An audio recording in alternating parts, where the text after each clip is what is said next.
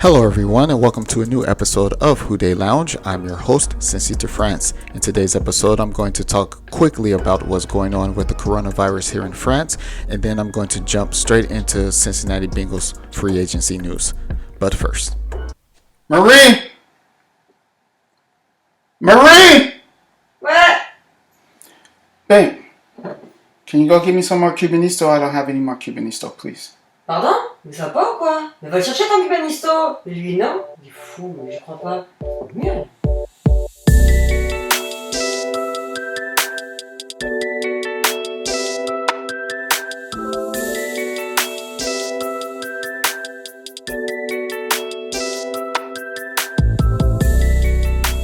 Okay, the first thing I wanted to do is say thank you to everyone who sent me a message.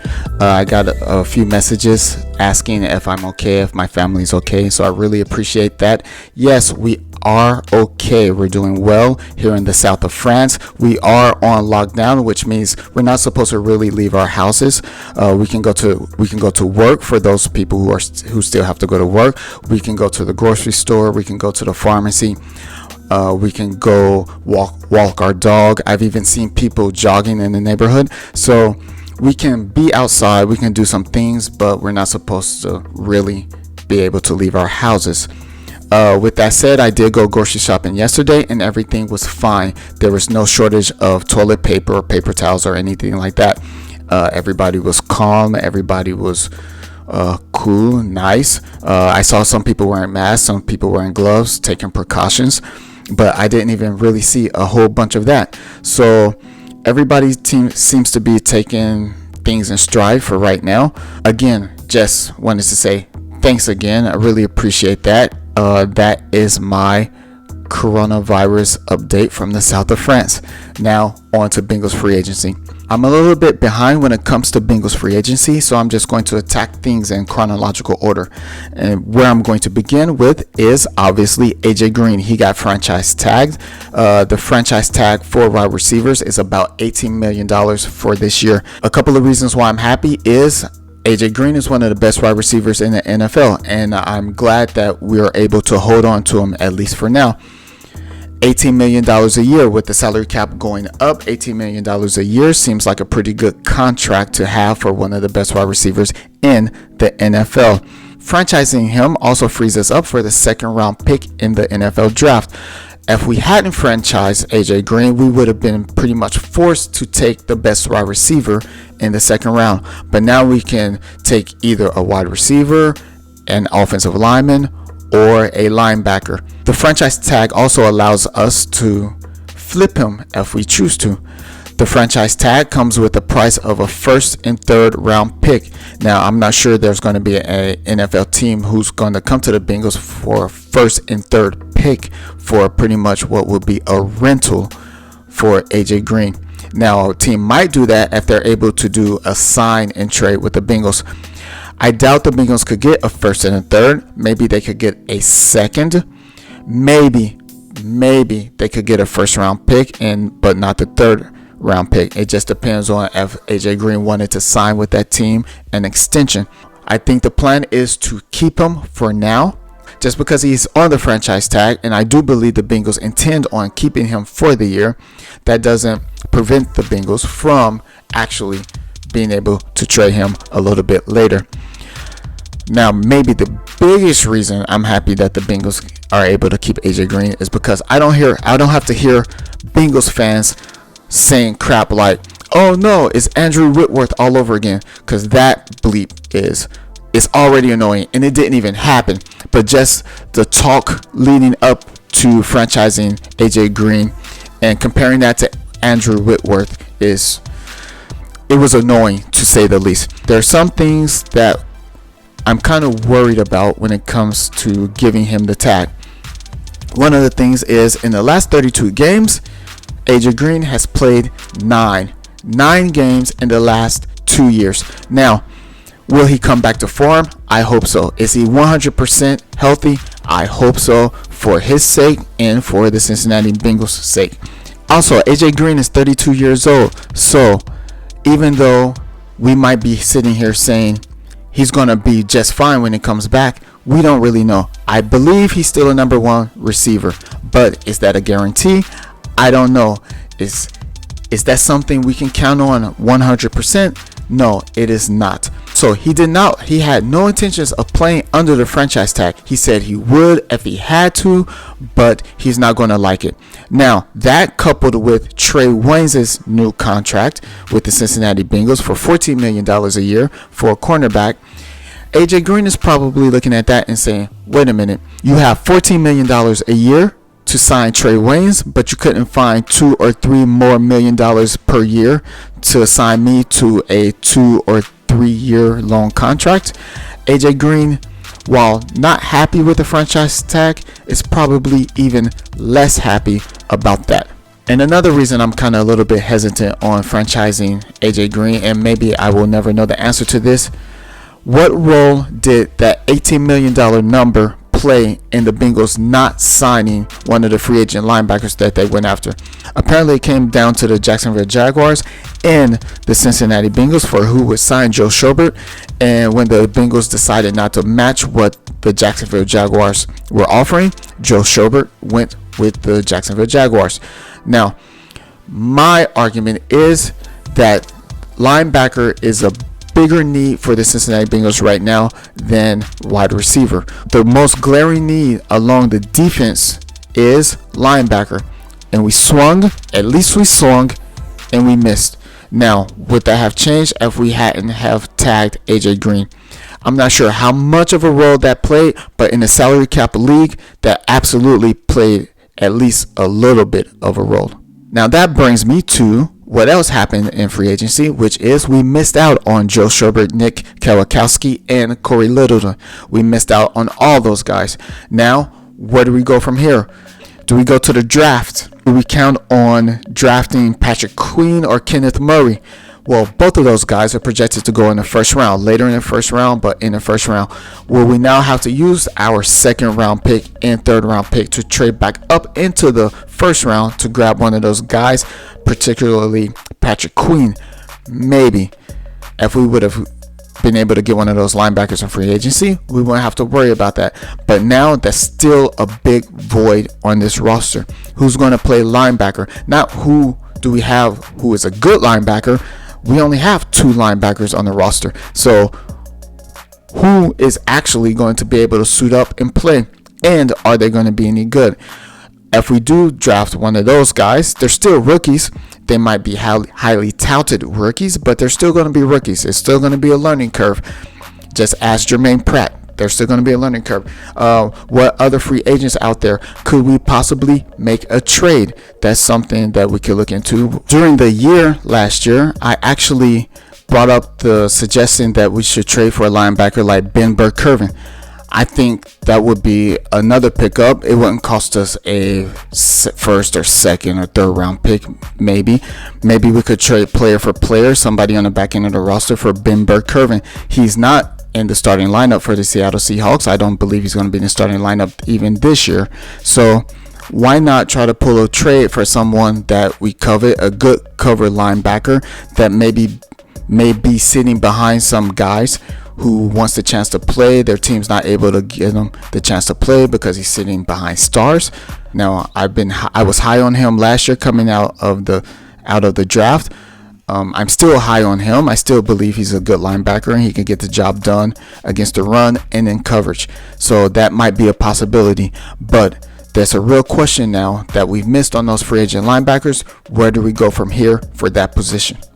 Now, the biggest free agency news, both figuratively and literally, comes in the form of DJ Reader. He signed a 4-year contract worth $53 million. And we get him from the Houston Texans. Now, this defensive tackle was considered one of the best free agents by everyone talking about free agents this offseason. He was the second best player along that defensive line for the Houston Texans, along with J.J. Watt. And the Bengals are bringing him in to play alongside Geno Atkins. Now, he is more of your typical run-stopping defensive tackle. He's not going to get after the passer as much. Although last year he got after the passer more than he ever gotten after the passer, but he's still more of a run-stopping defensive tackle than he is a pass-rushing defensive tackle in the form of Geno Atkins. It's a big upgrade for our defensive line, and it's one of the biggest names, the biggest free agent gets that the Bengals have ever gotten, and they paid for it. They paid a lot for it. So I hope it works out.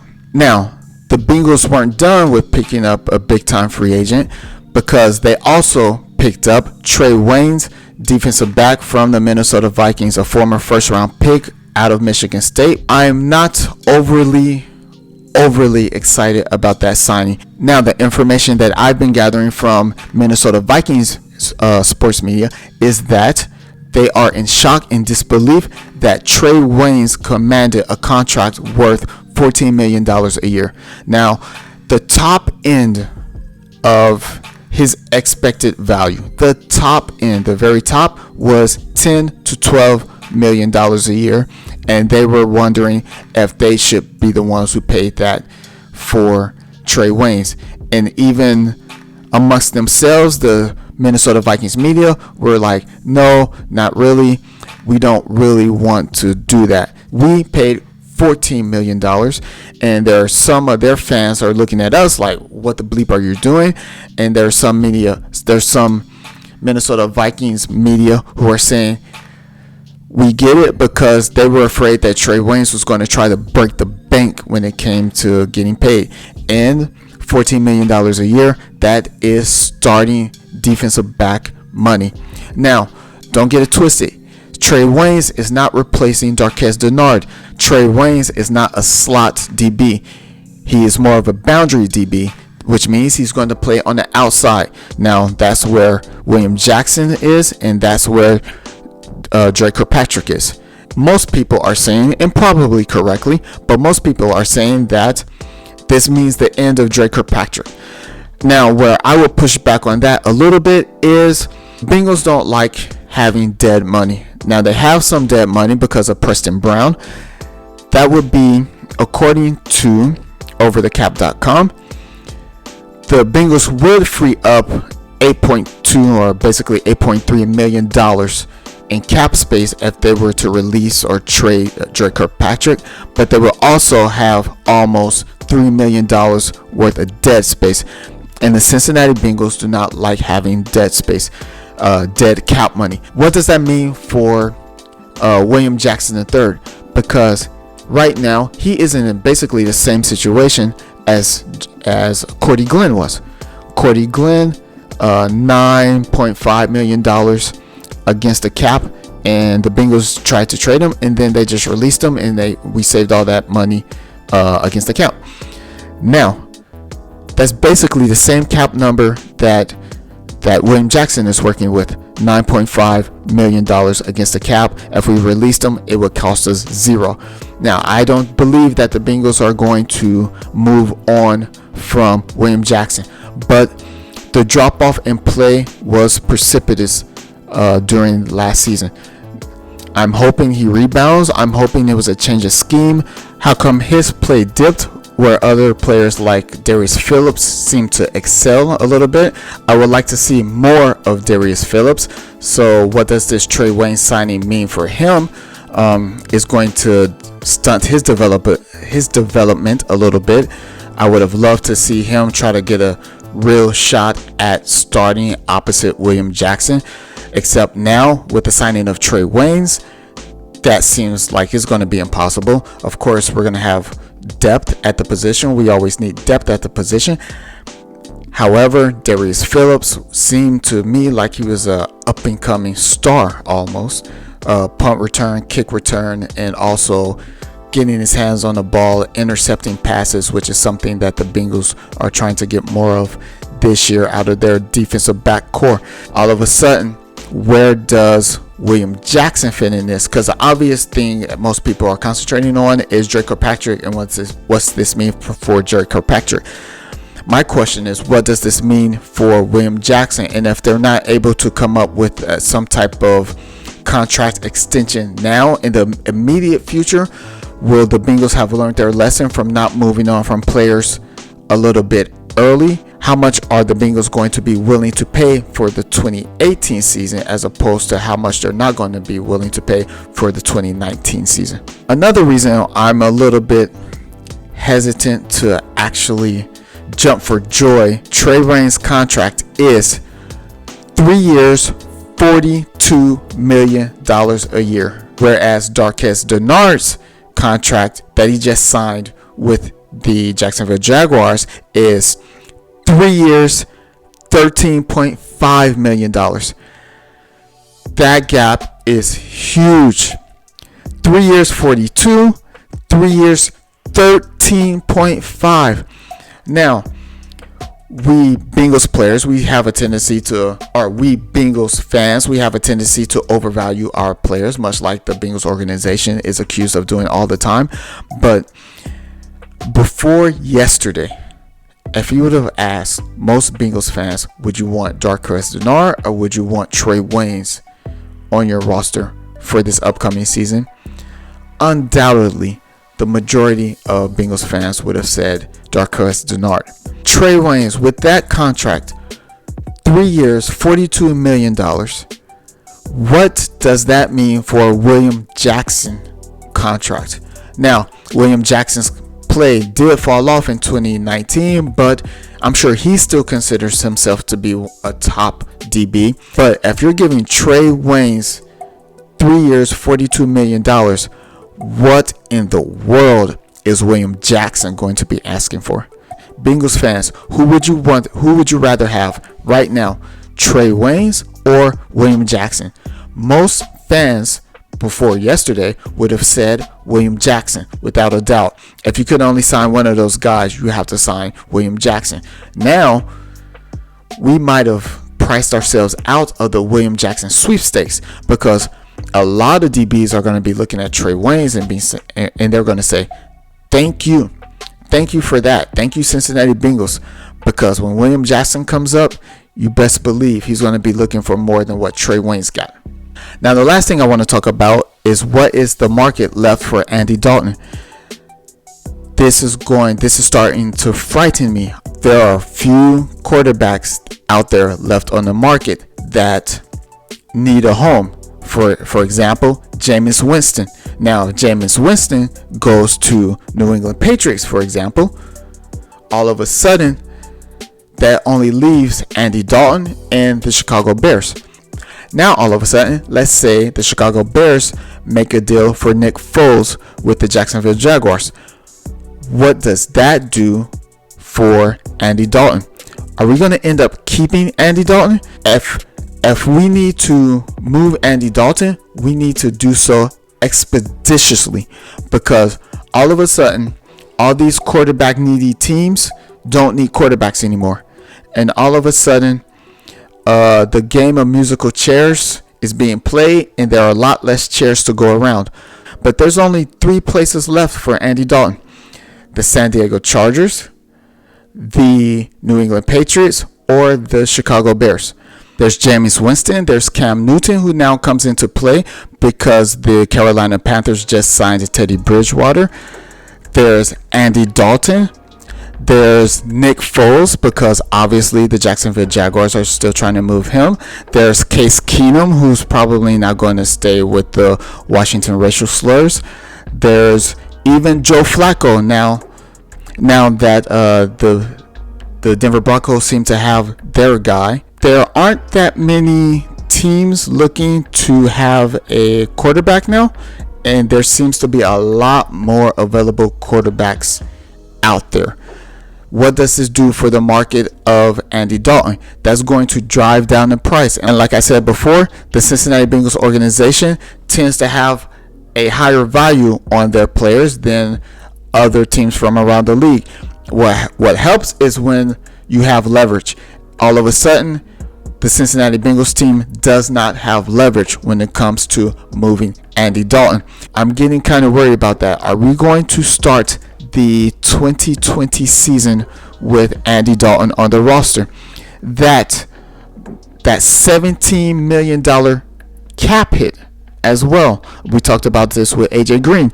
That $17 million cap hit probably prevented us from getting one of the linebackers. So now we don't have Joe Sherbert, we don't have Nick Kwiatkowski, we don't have Corey Littleton. So that's all I have, guys. Let me know what you think. Do you think the trade market for Andy Dalton is about to dry up? Is there a possibility that he might end up being on the Cincinnati Bengals at the beginning of the year? Are you as skeptical as I am of the Trae Waynes signing? Because I'm very skeptical, but I hope it all works out. Let me know what you think. Let me know what you guys would like to talk about. And until next time, who dey?